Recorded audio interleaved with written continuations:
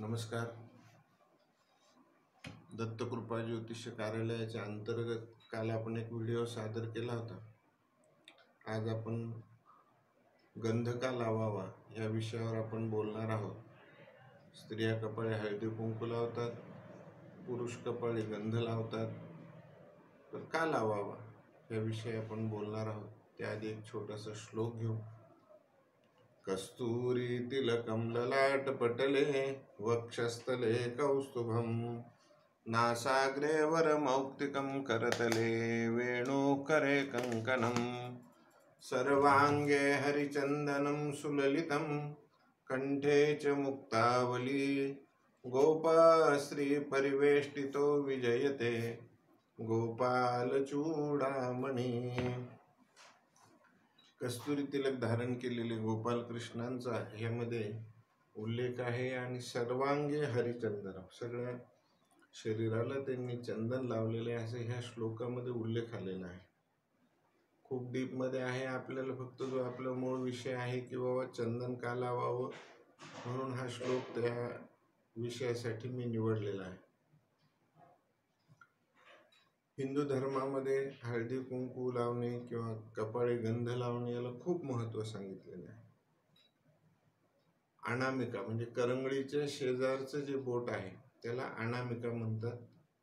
आणि अनामिकेच्या शेजारचं जे बोट आहे त्याला मध्यम म्हणजे मधलं बोट आपण त्या ठिकाणी त्याचा उल्लेख करतो.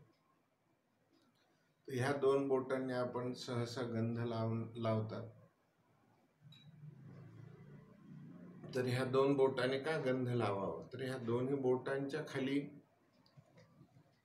तळहातावर ज्योतिष्य शास्त्राच्या अनुषंगाने सूर्याचा ओटा म्हणजे सूर्याचा भाग त्या दोन्ही बोटांच्या खाली आपल्याला मिळतो. तर सूर्यासारखं प्रखर किंवा तेजोमय आपला चेहरा व्हावा यासाठी म्हणून आपण ह्या दोन बोटांनी गंध आपल्या कपाळी लावतो.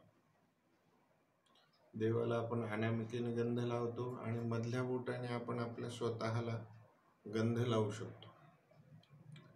का लावावा कपाळी गंध, तर दोन्ही भुवयांच्या मध्ये आज्ञाचक्र नावाचं जे आपली ग्रंथी असते तर ते आज्ञाचक्र त्या ठिकाणी आहे.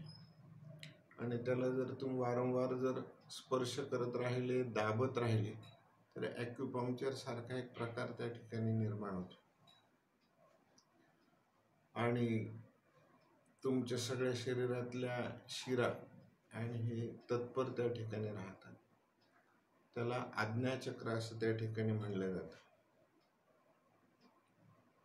कठोपनिषदामध्ये ह्याविषयी उल्लेख आलेला आहे. पण आज सद्यस्थिती अशी आहे की खूपसा धर्मग्रंथांचा आधार दिल्यापेक्षा काय होतं की आता आधुनिक काय गरज आहे ह्या गोष्टींचा विचार आपण जास्तीत जास्त करू. पुष्कळसे श्लोक आहेत, कोणचा गंध कधी लावावा, कसा लावावा, कोणत्या भागाला लावावा, कुठे लावावा, असं पुष्कळसे भाग आहेत. पण आज सध्या स्थितीला तरुण पिढीला त्याचं खरं कारण काय आहे ते समजण्यासाठी आपल्याला हे करायचं आहे.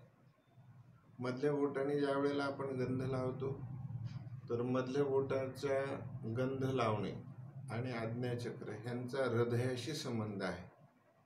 म्हणून मधल्या बोटाने वारंवार जर तुम्ही कपाळावर जर गंध ज्या ठिकाणी लावतो तिथे जर प्रेस करत राहिले तर हृदयाची जी रक्तवाहिनी असते ती सतत तत्पर राहते.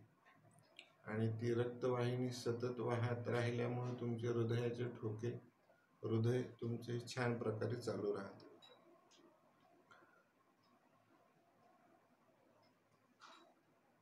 हरि ओम.